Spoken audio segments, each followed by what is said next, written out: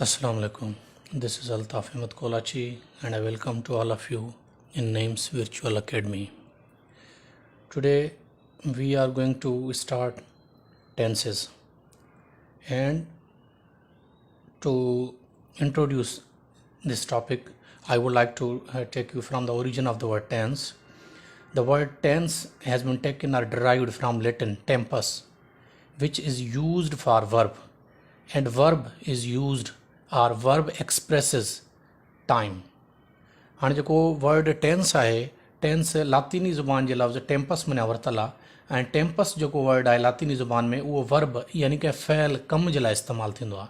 ठीकु आहे, सिर्फ़ु कमु न बल्कि कंहिंजो स्टेटस, पोज़ीशन, लोकेशन ऐं जेको आहे एक्शन, इन्हनि सभिनी शयुनि जे लाइ वर्ब इस्तेमालु थींदो आहे। हाणे वर्ब छा लाइ असां इस्तेमालु कंदा आहियूं? टाइम जे लाइ। वर्ब कनेक्टेड आहे, डायरेक्टली कनेक्टेड आहे छा सां? टाइम सां। ठीकु आहे, हाणे टाइम तव्हां असां सभिनी खे ख़बर आहे, टाइम टिनि क़िस्मनि जो हूंदो आहे, वक़्तु टिनि क़िस्मनि जो हूंदो आहे। हाणे जीअं सभ खां पहिरियों असां वटि आहे पास्ट। हाणे पास्ट वक़्त जे उन कैटेगरी खे चइबो आहे, उन हिसे खे चइबो आहे जेको असां गुज़ारे चुका आहियूं, जेको असांजो कल्ह आहे, गुज़िरियल वक़्तु आहे, उनखे पास्ट चइबो आहे। ऐं ॿियो टाइम जो जेको क़िस्म आहे उहो आहे प्रेज़ेंट।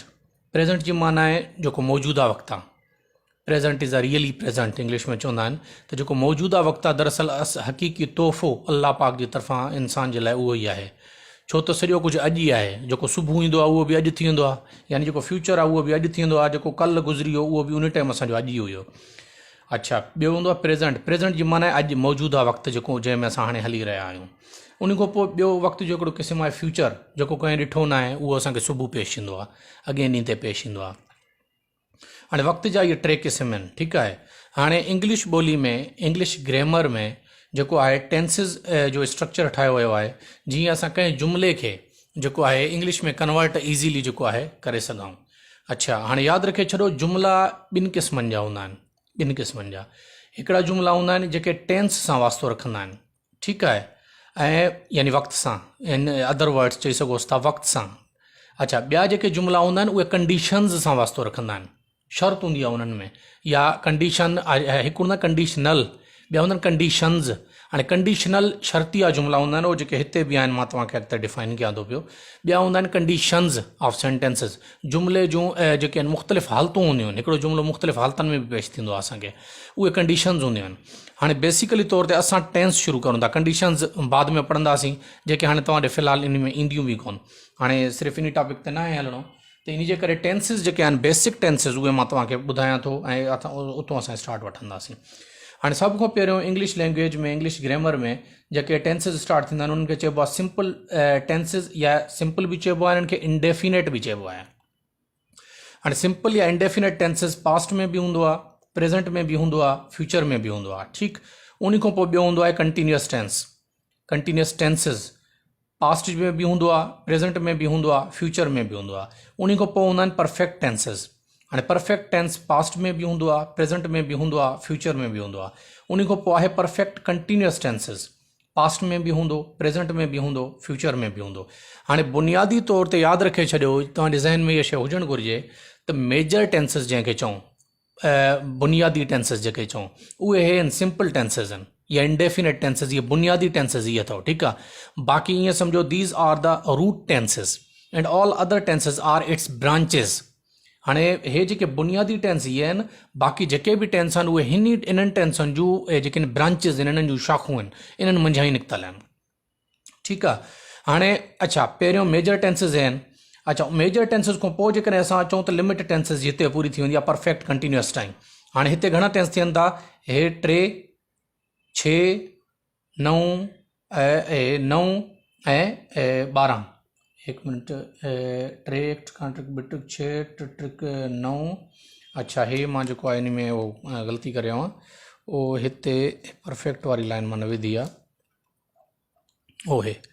ठीकु आहे, हाणे इहे थी विया 12 टेंसिस। हाणे परफेक्ट कंटिन्यूअस ताईं बेसिक टेंसिस आहिनि। ठीकु आहे, बाक़ी जेके असां पढ़ंदा आहियूं उहे टेंसिस जूं कंडीशन, सेंटेंसिस जूं उहे कंडीशन्स हूंदियूं आहिनि, जुमिले जूं उहे हालतूं हूंदियूं आहिनि। ठीकु आहे, हाणे जुमिले जे हालतुनि में जेको असां पढ़ंदा आहियूं उहो छा आहिनि? उहे टू बी आहिनि, जेके सिर्फ़ु जुमिले जी जेका आहे स्टेटस या लोकेशन ॾेखारींदा आहिनि। टू हैव इन जेके सिर्फ़ु जुमिले में सब्जेक्ट जो जेको आहे उहे छा ॾेखारींदा आहिनि, सिर्फ़ु पोज़ेशन ॾेखारींदा आहिनि। उन खां पोइ पोटेंशियल, इहे पोटेंशियलिटी ॾेखारींदा आहिनि, ठीकु आहे न, पॉसिबिलिटी ॾेखारींदा आहिनि, इहे ॾेखारींदा आहिनि त केतिरी सघ केतिरी ताक़त आहे उन में कंहिं शइ में कुझु करण जी। उन खां पोइ ड्यूबस सेंटेंसिस हूंदा आहिनि असां वटि, ठीकु आहे। हिननि खे ड्यूबस टेंसिस में बि चयो वेंदो आहे, अदरवाइज़ टेंसिस एतिरे ते ख़तमु आहिनि, हे कंडीशन्स आहिनि, ठीकु आहे। उन खां पोइ ड्यूबस माना अहिड़ा सेंटेंसिस जिन में शक ॾेखारियो वञे, ठीकु आहे। उन खां पोइ आहिनि कंडीशनल सेंटेंसिस। हाणे 3 कंडीशनल सेंटेंसिस हूंदा आहिनि, उहे बि पाण हिते पढ़ंदासीं। हाणे हिकिड़ी ॻाल्हि बुनियादी आहे, उहा तव्हांजे ज़हन में लाज़मी हुजणु घुरिजे। हाणे हे जेके असां टेंस सिखंदासीं न, इहा जेका IBA जी ग्रेड 5 खां 15 ताईं जी जेका टेस्ट आहे, उहा इन्हनि टेंसिस खां ॿाहिरि बिल्कुलु बि न ईंदी, ठीकु आहे। उहे एरिस्ट टेंस बि पढ़िया वेंदा आहिनि, हैबिचुअल टेंस बि पढ़िया वेंदा आहिनि, ठीकु आहे। मां उहे इन में ऐड न कया आहिनि, छो त असांजो मेन जेको टारगेट आहे इहो आहे। ऐं उन खां अलावा बुनियादी टेंसिस मां तव्हांखे ॿुधाए छॾियो त बुनियादी 12 ई आहिनि, हे बाक़ी कंडीशन्स आहिनि, ठीकु आहे न। हाणे जेकॾहिं टोटल कंडीशन्स में जेकॾहिं तव्हां अचो त मां अप्रोक्सीमेटली 132 कंडीशन्स पढ़ियूं आहिनि, 132 कंडीशन्स। अच्छा, हिते हिकिड़ी ॻाल्हि ॿुधाइणु तव्हांखे मुनासिबु थो सम्झाइणु, ज़रूरी थो सम्झां। अॻे भेरे मूंखे कंहिं स्टूडेंट हिकु तस्वीर मोकिली, उन में हुयो त जेको सब्जेक्ट मां तव्हांखे उन ॾींहुं बि सम्झायो, जॾहिं प्रोनाउन में 3 सब्जेक्ट हुजनि, माना फर्स्ट पर्सन, सेकंड पर्सन ऐं थर्ड पर्सन हुजनि, त सभ खां पहिरियों तव्हांखे तरतीब जेका रखणी आहे, कीअं रखणी आहे, पहिरियों सेकंड पर्सन प्रोनाउन रखंदो, यानी यू। उन खां पोइ जेको आहे थर्ड रखंदो, ही, शी, इट, दे, ऐं उन खां पोइ फर्स्ट रखंदो, आई ऐं वी। हाणे उन छोकिरे मूंखे सिंधी किताब में तस्वीर बि कढी जेका मोकिली, उन किताब में लिखियलु हुयो त न पहिरियों आई लिखियलु आहे, पोइ वी लिखियलु आहे, पोइ यू लिखियलु आहे, या पहिरियों आई आहे, पोइ यू आहे, या पोइ वी आहे। इन तरीक़े सां उहा तरतीब हुई। उन शागिर्द मूंखे चयो, सर हे किताब में ॾिसो ऐं तव्हां असांखे हीअं पढ़ायो आहे, इहो थोरो मूंखे इलाबोरेट कयो। त इंतिहाई माज़रत सां मां उन शागिर्द खे बि इहे लफ़्ज़ चया, मजबूरन चवणा पिया दरअसल मूंखे। मां उनखे चयो, मां चयो बाबा ॻाल्हि ॿुधो, किताब सिंधी में हुई आहे, सिंधी में इलाबोरेट थियल हुई। मां चयो बाबा सिंधी किताबनि खे फॉलो न कंदा कयो इंग्लिश ग्रामर जे लाइ, ठीकु आहे न। हाणे सिंधी किताबनि खे इंग्लिश ग्रामर जे लाइ इन सेंस में फॉलो न कंदा कयो। हाणे उन जो मिसाल ईअं आहे, फॉर एग्ज़ाम्पल तव्हांखे जेकॾहिं ठहाइणो घर जो दरवाज़ो आहे, ठीकु आहे, ऐं तव्हां वञो धोबी ॾे, धोबी खे चओ त मूंखे घर जो दरवाज़ो ठहाइणो आहे, छा छा कमु ईंदो।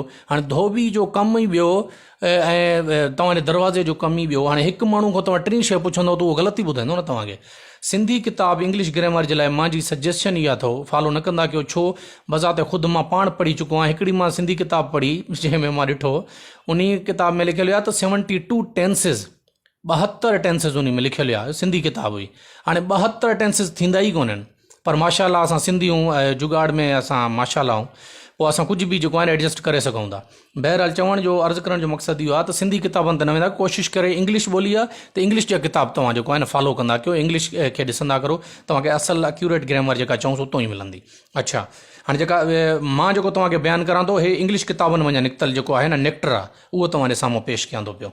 अच्छा, हाणे हे जेके तव्हांजे कम जी जेका शइ आहे, इवन एरर डिटेक्शन में बि तव्हांखे इन्हनि मञो ई सेंटेंस ईंदा, इन्हनि खां ॿाहिरि बिल्कुलु न ईंदा, ठीकु आहे। हाणे टोटल मिलाए करे जेकॾहिं हे शयूं असां पढ़ूं, हे टेंसिस ऐं कंडीशन्स ऑफ सेंटेंसिस जेकॾहिं पढ़ूं, त इहो टोटल घणियूं थींदियूं, इहो थींदियूं 24। असां जेको आहे हिते इन अकेडमी में इन 4 महीना जेको आहे सिलेबस में इहे ई पढ़ंदासीं। असां टेंसिस में सिर्फ़ु इहो पढ़ंदासीं, इन खां पोइ एक्टिव वाइस पैसिव वाइस ते असां ईंदासीं, 24 इन टोटल। हाणे यादि रखे छॾो, हाणे हिते हे थी आहे, हे जेका शइ पाण पढ़ंदासीं, मां तव्हांखे जस्ट इंट्रो ॾिनो त पाण इहो पढ़ंदासीं। हाणे अचो, जॾहिं बि तव्हांखे कोई बि जुमिलो कंहिं बि ॿोली जो ॾिनो वञे, फॉर एग्ज़ाम्पल इंग्लिश लैंग्वेज, पाण इंग्लिश पढ़ूं था, इंग्लिश लैंग्वेज सिखूं था। हाणे इंग्लिश में जॾहिं बि तव्हांखे जुमिलो को कन्वर्ट करणो हुजे, ज़ाहिरी ॻाल्हि आहे, जॾहिं तव्हां ॻाल्हाइणु चाहींदो या तव्हांखे जुमिलो ॾिनो वेंदो, करिणो तव्हांखे इंग्लिश में कन्वर्ट आहे न, तव्हांखे सिंधी में जुमिलो ॾिनो चयो वेंदो इंग्लिश में कन्वर्ट कयोसि, या तव्हांखे इंग्लिश में ॾिनो वेंदो तव्हांखे चयो वेंदो सिंधी में कन्वर्ट कयोसि। ॿिन्ही सेंस में तव्हांखे जेका शइ कमु ईंदी। हाणे यादि रखे छॾो, इहे स्टेप्स अथव। There are 3 basic steps to convert a sentence from English to Sindhi and Sindhi to English, ठीकु आहे। कहिड़ा? नंबर 1, हाणे तव्हांखे फॉर एग्ज़ाम्पल सिंधी में सेंटेंस ॾिनो हुयो ऐं तव्हांखे चयो वियो उनखे इंग्लिश में कन्वर्ट कयो। हाणे सिंधी में सेंटेंस आहे, शाज़िया सखर वञे थी। हाणे यादि रखे छॾो, first and foremost step to convert a sentence in to English is to identify the tense first of all. सभ खां पहिरियों तव्हां छा कंदो, उन सेंटेंस में तव्हां टेंस खे सुञाणींदो, इहो जुमिलो कहिड़े ज़मान सां जेको आहे वास्तो रखे थो, ठीकु आहे। हाणे ज़मान सुञाणणु छो ज़रूरी आहे? मिसाल तौरु, हाणे जीअं तव्हां जहिड़े इलाइक़नि में रहो था पिया, मां जीअं मीरपुर माथेलो में रहां थो। हाणे मीरपुर माथेलो में प्राइवेट स्कूल लॻभॻि मुंहिंजे ख़्याल में मां सम्झां थो 60-70 जे क़रीब स्कूल हूंदा, मता इन खां मथे न हुजनि। हाणे 60-70 प्राइवेट स्कूल आहिनि, उन्हनि सभिनी स्कूल जे ॿारनि जी यूनिफॉर्म अलॻि आहे।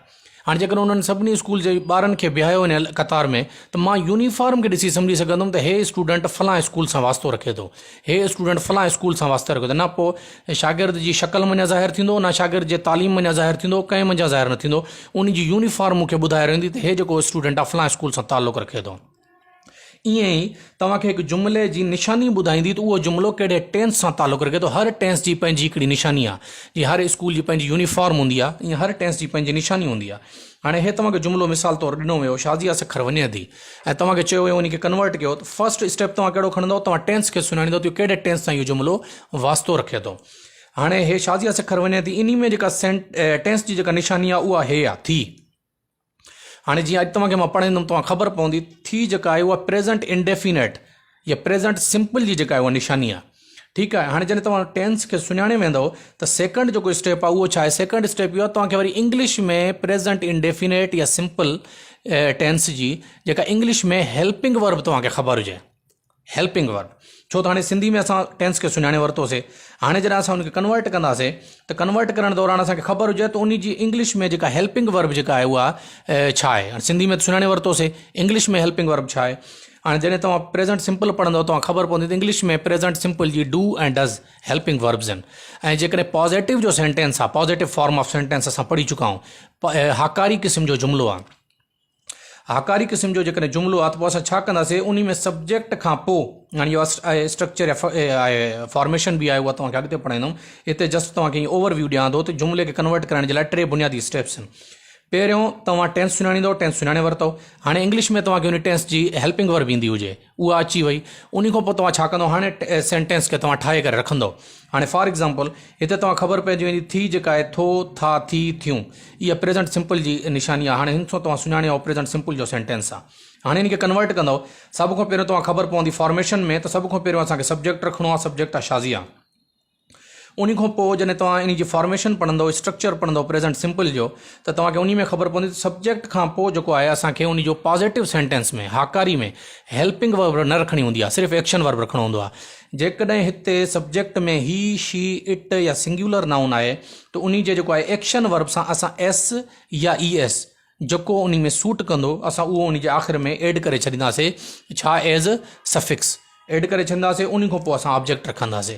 ठीकु आहे। हाणे टियों इहो जेको स्टेप आहे उहो स्ट्रक्चर हुयो उहो थी वियो। पहिरियों सिंधी सिंबल यानी जुमिले खे सुञाणो, वरी इंग्लिश हेल्पिंग वर्ब यानी जुमिले खे कन्वर्ट करण जे लाइक़ु थी वञो। टियों स्ट्रक्चर तव्हांखे ईंदी हुजे जीअं जुमिलो तरतीब सां तव्हां रखे वञो। ठीकु आहे। हाणे हिते जेकॾहिं असांखे सॼो कुझु ईंदो हूंदो त ख़बर हूंदी, पहिरियों सब्जेक्ट रखंदासीं, सब्जेक्ट शाज़ी आहे, पोइ जेको आहे असां एक्शन वर्ब रखंदासीं, वञे थी, गोज़, ऐं उन खां पोइ आख़िर में ऑब्जेक्ट रखंदासीं, टू सखर। हाणे ग्रामर जो दरअसल ताल्लुक़ आहे छा सां, ग्रामर छा आहे, it is an art of putting right words at their right places. हाणे हिते जीअं जुमिलो ॾिसो, शाज़िया सखर वञे थी। हाणे जेकॾहिं ग्रामर खे असां फॉलो न कंदासीं, टेंसिस जे रूल्स खे फॉलो न कंदासीं, सेंटेंस स्ट्रक्चर खे फॉलो न कंदासीं, हाणे जीअं हिते सिंधी में पहिरियों लिखियलु आहे शाज़िया, असां इंग्लिश में ईअं लिखी वञूं पहिरियों शाज़िया। अच्छा, हाणे सिंधी में पोइ लिखियलु आहे सखर, असां हिते लिखूं था सखर, शाज़िया सखर। पोइ लिखियलु आहे वञे थी, पोइ असां लिखूं था गोज़। हाणे तव्हां मूंखे ॿुधायो छा आहे जुमिलो सही आहे। हाणे असां सिंधी वारी स्ट्रक्चर खे फॉलो कयो आहे इंग्लिश में, इहो ग़लति आहे। छो त इंग्लिश जी स्ट्रक्चर पंहिंजी आहे, सिंधी जी स्ट्रक्चर जेका आहे उहा पंहिंजी आहे। असांखे ख़बर हूंदी तॾहिं असां लाइक़ु थींदासीं त असां उनखे इंग्लिश में जेको आहे कन्वर्ट करे सघूं। ठीकु आहे। हाणे उन खां पोइ अचो, अॼु असां पहिरियों टेंस जेको आहे शुरू कयूं था पिया। पहिरियों जेको टेंस आहे उहो कहिड़ो आहे, उहो असांजो आहे प्रेज़ेंट इंडेफिनेट या सिंपल टेंस बि इनखे चइबो आहे। ठीकु आहे। इनखे सिंधी में चइबो आहे ज़मान, हाल, मुतलक या सिंपल माना सादो, इंडेफिनेट माना मुतलक। ठीकु आहे। हाणे मां तव्हांखे जीअं ॿुधायो सिर्फ़ु 3 शयूं इंपॉर्टेंट आहिनि कंहिं बि जुमिले खे इंग्लिश में कन्वर्ट करण लाइ। मां सिर्फ़ु उहे तव्हांखे 3 शयूं पढ़ाईंदुमि। डेफिनेशन पढ़ण जी या इहो यादि करण जी काई ज़रूरत न आहे। मां पंहिंजी लाइफ में जॾहिं मां ग्रामर पढ़ी या सिखी उस्ताद खां की स्कूल में, मां बि कॾहिं बि कंहिं बि टेंस जी मूंखे यादि न आहे, मां कॾहिं बि कंहिंजी डेफिनेशन यादि कई हुजे न। मां कोशिशि कंदो आहियां टू दी पॉइंट कमु करण जी, बचपन खां ई आदत आहे। हाणे तव्हांखे बि मां कोशिशि कराए उहो कमु बि फॉलो कंदुसि। डेफिनेशन तव्हांखां न कॾहिं पुछी वेंदी, न कॾहिं तव्हांखे चयो वेंदो त इन जी डेफिनेशन लिखी ॾेखारियो असांखे, तव्हांखे कॉन्सेप्ट क्लियर हुजे। हाणे ज़मान हाल में जी सभ खां पहिरियों असां पढ़ंदा सिंबल इन सिंधी, जीअं सुञाणे सघूं त कहिड़ो जुमिलो ज़मान हाल जो आहे, मुतलिक जो आहे। सिंबल सिंधी में इन जी निशानी छा आहे, इन जी सिंधी में निशानी थो, था, थी, थियूं। हाणे निशानी जो मतिलबु छा आहे, दुनिया जो को भी जुमिलो सिंधी में जॾहिं तव्हांजे साम्हूं अचे ऐं उन जुमिले में इन्हनि मंझां कुझु बि हुजे, थो हुजे, था हुजे, थी हुजे, थियूं हुजे, तव्हां डायरेक्टली 100% श्योर थी वञो त उहो जुमिलो कहिड़े टेंस जो आहे, प्रेजेंट इंडेफिनिट या सिंपल टेंस जो आहे, हिन जो आहे, इन खां ॿाहिरि न आहे। अच्छा, हाणे जेकॾहिं हिन जो आहे त हाणे कन्वर्ट करण लाइ तव्हांखे हेल्पिंग वर्ब इंग्लिश में हिन जी ज़रूरत पवंदी। हिन प्रेजेंट सिंपल टेंस या इंडेफिनिट टेंस जो हेल्पिंग वर्ब इंग्लिश में छा आहे, उहा डू ऐं डज़। ठीकु आहे, डू ऐं डज़ आहे, डू बि आहे, डज़ बि आहे। डू कंहिं कंहिं सां लॻंदो जॾहिं सब्जेक्ट जी जॻह ते हुजे आई, वी, यू, दे या प्लूरल नाउन, तॾहिं उन जे सब्जेक्ट सां हेल्पिंग वर्ब जॾहिं लॻंदो त डू लॻंदो। जेकॾहिं सब्जेक्ट जी जॻह ते हुजे ही, शी, इट या सिंगुलर नाउन हुजे यानी हिकिड़ो नालो हुजे त उन जे हेल्पिंग वर्ब सां छा लॻंदो, डज़ लॻंदो। ठीकु आहे। अच्छा, हाणे अचो असां फॉर्मेशन। हाणे पहिरियों स्टेप, ॿियों स्टेप, टियों स्टेप, फॉर्मेशन। इनखे फॉर्मेशन या स्ट्रक्चर बि चइबो आहे, स्ट्रक्चर ऑफ सेंटेंस। इहो तव्हांजे सिलेबस में बि शामिल आहे। ठीकु आहे न। उहो जेको ग्रामर तव्हांजो पोर्शन आहे न IBA जी 5 to 15 स्केल में, उन में जेको लिखियल आहे न सेंटेंस स्ट्रक्चर, उहा हे हूंदी अथव। हाणे जेकॾहिं प्रेजेंट सिंपल टेंस जो जुमिलो हुजे ऐं पॉज़िटिव सेंटेंस हुजे, हाणे पॉज़िटिव नेगेटिव इहे तव्हांखे अॻु में मां पढ़ाया आहियां, उहे इन जे लाइ पढ़ाया हुया, तव्हांखे हाणे उहे कमु ॾींदा। हाणे पॉज़िटिव सेंटेंस हुजे प्रेजेंट इंडेफिनिट टेंस जो, त सभ खां पहिरियों इंग्लिश में, सिंधी में जीअं ई लिखियलु हुजे, इंग्लिश में सभ खां पहिरियों तव्हां छा रखंदव, सब्जेक्ट। सब्जेक्ट खां पोइ एक्शन वर्ब, एक्शन वर्ब खां पोइ ऑब्जेक्ट। यादि रखे छॾो, प्रेजेंट सिंपल टेंस जो जुमिलो हुजे, इंग्लिश में जॾहिं उनखे कन्वर्ट कंदो त पॉज़िटिव में हेल्पिंग वर्ब न पवंदी आहे, यानी डू ऐं डज़ कुझु बि न पवंदो पॉज़िटिव में। उन जी जॻह ते छा थींदो, जेकॾहिं इन सब्जेक्ट जी जॻह ते ही, शी, इट या सिंगुलर नाउन हुजे, उन जे एक्शन वर्ब सां तव्हां एस या ES ऐड कंदव। कीअं, उहो हेॾे जीअं लिखियलु हुयो, हेॾे ॾिसो हिकु मिनट। हाणे हिन में जीअं लिखियलु हुयो शाज़िया, हाणे सब्जेक्ट जी जॻह ते शाज़िया आहे, शाज़िया सां वर्ब छा लॻे, वञण जी इंग्लिश छा आहे, गो। हाणे हिते गोज़ ES जेको ओ हे जेको लॻोसि न, इहो इन जे करे लॻो जो शाज़िया जेको आहे उहो सिंगुलर नाउन आहे, हिकिड़ो नालो आहे, भले छोकिरे जो हुजे, छोकिरी जो हुजे, जानदार जो हुजे या बेजान जो हुजे। जॾहिं हिकिड़ो नालो आहे त उन जे वर्ब सां असां छा कंदासीं, या एस हणंदासीं या ES। गो सां एस डायरेक्ट न लॻंदो, जुमिलो ई सही, माना वर्ड ई सही न ठहंदो, न प्रोनाउंसिएशन उनजो सही ठहंदो। पोइ जॾहिं इनखे असां एस या ES शाज़िया वारो जॾहिं हणणो आहे, छो त हेल्पिंग वर्ब हिते आहे कोन, एक्शन वर्ब सां ई एस या पोयों ES हणंदासीं, गो सां ES लॻंदो आहे, असां हिते ES हणी छॾी। ठीकु आहे। हाणे पॉज़िटिव में इन सां जेको आहे इहो थींदो आहे।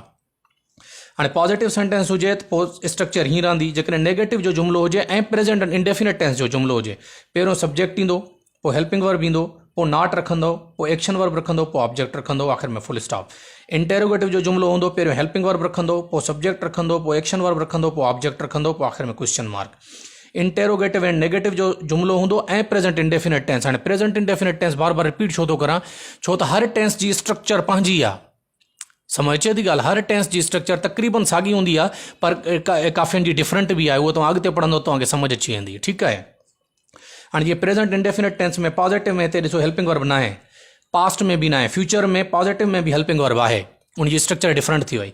इन जे करे प्रेजेंट इंडेफिनिट जो जुमिलो हुजे ऐं पॉज़िटिव नेगेटिव इंटेरोगेटिव या इंटेरोगेटिव नेगेटिव हुजे, तव्हां स्ट्रक्चर हे फॉलो कंदो। जेकॾहिं इंटेरोगेटिव ऐं नेगेटिव जो जुमिलो हुजे, पहिरियों तव्हां इंग्लिश में हेल्पिंग वर्ब रखंदो, पोइ सब्जेक्ट रखंदो, पोइ नॉट रखंदो, पोइ एक्शन वर्ब रखंदो, पोइ ऑब्जेक्ट रखंदो। ठीकु आहे। हाणे मां हिते 2 जुमिला लिखिया आहिनि। हाणे पहिरियों जुमिलो आहे असां वटि त मां सबक़ु पढ़ां थो। हाणे मां सबक़ु पढ़ां थो जंहिंमें लिखियलु आहे, त हाणे हिते तव्हां छा कंदो, पहिरियों स्टेप फॉलो कंदो जेको मां तव्हांखे ॿुधायो। हाणे पहिरियों टेंस सुञाणो त कहिड़ो आहे, मां सबक़ु पढ़ां थो, उहो हिते थो ॾिनल आहे। हाणे थो इन जी निशानी मञिया, तव्हां कंफर्म थी वञो त हे प्रेजेंट इंडेफिनिट टेंस जो जुमिलो आहे। हाणे जेकॾहिं इंडेफिनिट जो जुमिलो आहे त असांखे इंग्लिश में इन जी हेल्पिंग वर्ब बि ख़बर आहे, डू डज़, पर हाणे हे जुमिलो ॾिसो पॉज़िटिव में आहे, कोई सवाल न आहे, कोई इनकार न आहे, पॉज़िटिव में आहे।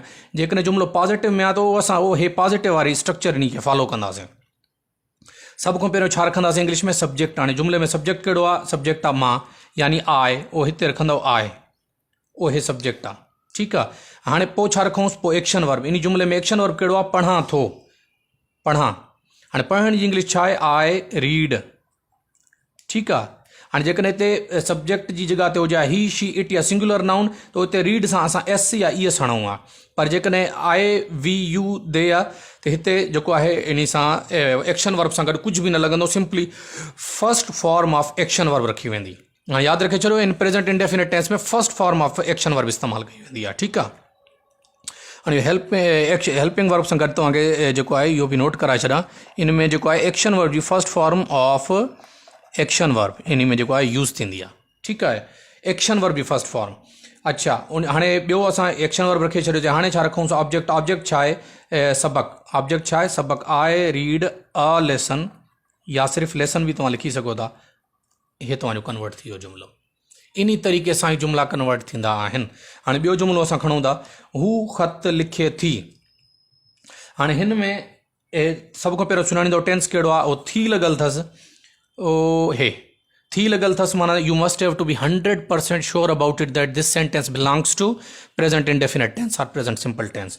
Now the second step you know the helping verbs of this tense do and does, but as the sentence is in positive form, then what you will have to do, you will not have to put down the helping verb here, just you will have to put down first of all subject, and subject is who yani he. After that you will have to put down action verb, and action verb in this sentence is likhe, and we know likhe ke asa English में छा लिखंदा आहियूं he right लिखंदा आहिनि। हाणे हिते तव्हां क़ाबिल गौर ॻाल्हि आहे हिते ही आहे। ॾिसो सब्जेक्ट जी जॻह ते ही हुजे त हिते हेल्पिंग वर्ब हुजे त डज़ लॻंदो। जेकॾहिं हेल्पिंग वर्ब न हुजे त पोइ असां एक्शन वर्ब सां गॾु हाणे हे ॾिसो असल में बेसिकली इन जो प्रेजेंट इंडेफिनिट टेंस जी जेका निशानी आहे उहा डू आहे सिर्फ़ु। उहो हे जेको ई एस पोइ ॾिनल अथसि न ई एस, इहो इन्हनि जे करे जेको आहे इन खे ई एस लॻल आहे। हाणे ई एस छो लॻल आहे छो त पॉज़िटिव में हेल्पिंग वर्ब आहे कोन। सिंपली जेकॾहिं फर्स्ट फॉर्म रखंदासीं असां टेंस सुञाणे न सघंदासीं। ठीकु आहे। ही शी इट जॾहिं हूंदा त पोइ इन्हनि सां छा कंदासीं उहो ई एस खणी ईंदासीं या ई एस हणंदासीं या एस हणंदासीं। हाणे हिते ॾिसो ऑलरेडी आख़िर में ई लॻल आहे इन वर्ड सां, हिते सिर्फ़ु छा लॻंदासीं एस लॻंदासीं। उहो ही जे करे सब्जेक्ट जी जॻह ते ही आहे। He writes. After that what we will have to put down object in the last, and object in the sentence is letter. He writes a letter and the sentence is converted. हाणे जुमिलो convert थी वियो। हाणे इन जुमिले खे जेकॾहिं साॻी जुमिले खे तव्हां इन खे पॉज़िटिव खे नेगेटिव में कन्वर्ट कंदो, सभ खां पहिरियों छा रखंदो सब्जेक्ट आई, पोइ रखंदो हेल्पिंग वर्ब। हाणे आई सां हेल्पिंग वर्ब कहिड़ो लॻंदो डू, आई डू। पोइ छा रखंदोसि ओ हे नॉट, आई डू। हाणे इन खे कन्वर्ट कयूं था नॉट। हाणे एक्शन वर्ब साॻियो रहंदो read, I do not read. आख़िर में object lesson, I do not read a lesson. हाणे इंटेरोगेटिव में कन्वर्ट कंदोसि त हेल्पिंग वर्ब सभ खां पहिरियों आई सां कहिड़ो डू। हाणे त थींदो do I read a lesson. हाणे इंटेरोगेटिव नेगेटिव में इन साॻे खे कन्वर्ट कंदो सभ खां पहिरियों हेल्पिंग वर्ब डू, पोइ subject I not, action verb read, आख़िर में ऑब्जेक्ट अ लेसन, आख़िर में क्वेश्चन मार्क हणंदोसि। तव्हां होपफुली तव्हांखे हे टेंस समझ में अची वियो हूंदो। कोई इशू कोन्हे। जेकॾहिं प्रॉब्लम हुजे तव्हां मूंखां क्वेश्चन कयो, पर लेकिन कोशिशि कंदा कयो हरूभरू जो क्वेश्चन बि न कंदा कयो। हा तव्हांखे कंफर्मेशन न हुजे, समझ नथी अचे, असां तव्हांजे लाइ अवेलेबल आहियूं। तव्हां असांखो क्वेश्चन करे सघो था। ठीकु आहे। उमेदु आहे तव्हांखे हे टेंस समझ अची वियो हूंदो। इन खे भले अॼु तव्हां सम्झी आयो त ठीकु आहे, अदरवाइज़ अगरि न सम्झाओ त मूंखे टेक्स्ट करियो। भले इन खे सुबुह बि खणी हलाईंदासीं, कोई इशू न आहे, छो त हे तव्हांजी बुनियादु आहे। यादि रखे छॾो जेका इंग्लिश ग्रामर जी बुनियादु आहे मां तव्हांखे ॿुधाए छॾियां उहा केतिरे ताईं आहे। Parts of speech, forms, kinds, types of sentences, उन खां पोइ टेंसिस, उन खां पोइ एक्टिव वॉइस, पैसिव वॉइस, उन खां पोइ narration, as soon as remove to be आहे। एतिरे ताईं इंग्लिश ग्रामर जी जेका आहे उहा बुनियादु आहे। इहे शयूं तव्हांखे सही अचियूं न, पोइ तव्हांजे मथां जीअं तव्हांखे उन ॾींहुं मां ॿुधायो त बुनियादु सही वेठल आहे, पोइ भले सिंगल स्टोरी ठाहियो, डबल ठाहियो, ट्रिपल स्टोरी बिल्डिंग ठाहियो, बुनियादु सही आहे, तव्हांखे फ़िक्र ई न हूंदो मथे तव्हां जेतिरी ठाहियो। इहे बुनियादी शयूं जेकॾहिं तव्हांखे सम्झ सही अची वियूं, अॻिते वारी इंग्लिश तव्हां बिल्कुलु ज़बरदस्त तरीक़े सां सिखी वेंदो। हे बुनियादी में किथे धक खाधो त पोइ अॻिते तव्हांजे लाइ मसइलो थींदो। ठीकु आहे। हे अॼु सम्झ अची वियो आहे त ठीकु आहे। जेकॾहिं न त मूंखे भले ॿुधाइजो, न सुबुह बि इहो साॻियो ई वरी इन खे प्रैक्टिस कंदासीं खणी, कोई मसइलो कोन्हे। हे शइ सही सम्झो, अॻिते असां कंप्लीट कोर्स कंप्लीट कराइण असांजो कमु आहे, तव्हां सिर्फ़ु सम्झो इन खे। ठीकु आहे। वॾी महिरबानी।